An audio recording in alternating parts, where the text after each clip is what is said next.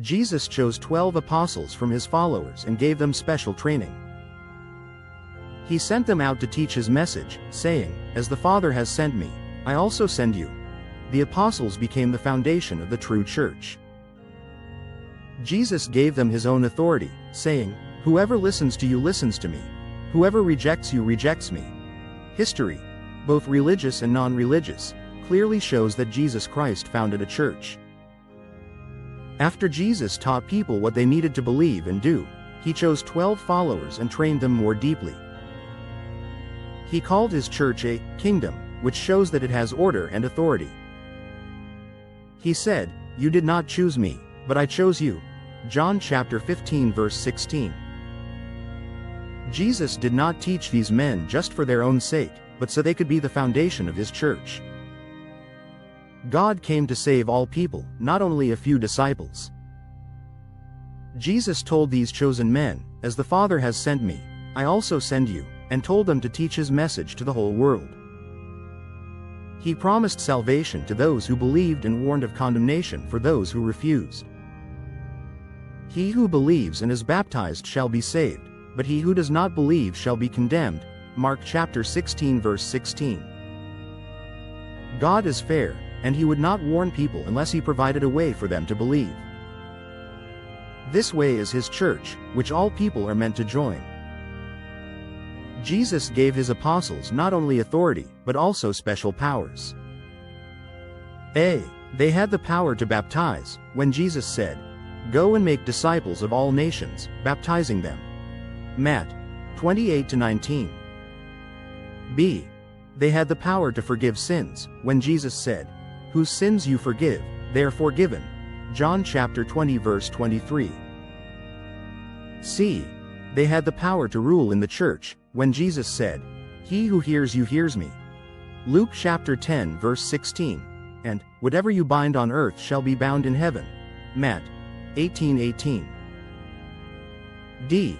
They had the power to offer the Eucharist, when Jesus said at the Last Supper, "Do this in remembrance of me." After Jesus prepared his apostles, he chose Simon Peter to be their leader. Jesus changed Simon's name to Peter and made him the head of the church. Jesus said, "You are Peter, and on this rock I will build my church." Matt 16:18. After his resurrection, Jesus again confirmed Peter's leadership, telling him 3 times, "Feed my lambs, feed my sheep." John chapter 21 verses 15-17. Jesus also promised to stay with his church forever. His death would not help only a few people in Judea, but generations to come, if there was an organized church to teach his message and keep it safe from change. That is why he founded his church. Jesus founded the church to guide everyone to eternal life. Jesus established the church to lead people to heaven by A. Continuing his teachings and example, and B. Applying the grace he won on the cross to all people until the end of time. The church has 3 main jobs: to teach, to make people holy, and to guide or rule. Through these, Jesus intended the church to fulfill its mission.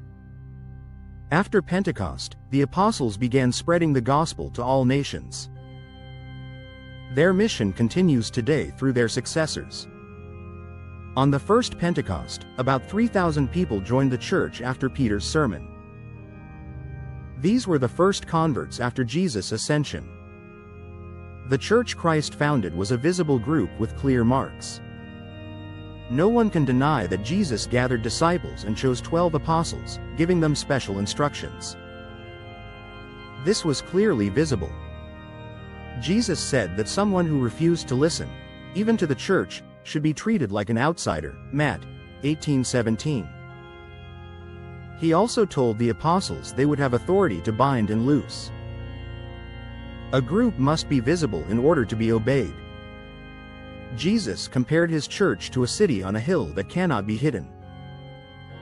From the beginning, the apostles used their authority publicly.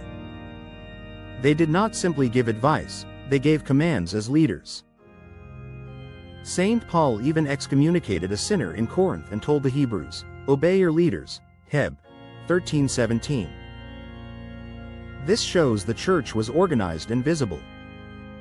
The apostles and early church fathers condemned schism, dividing from the church. This only makes sense if the church is a visible group. Saint Paul urged Christians to avoid divisions, 1 Cor. 1:10. Saint Cyprian later said, "You cannot have God for your father if you do not have the church for your mother."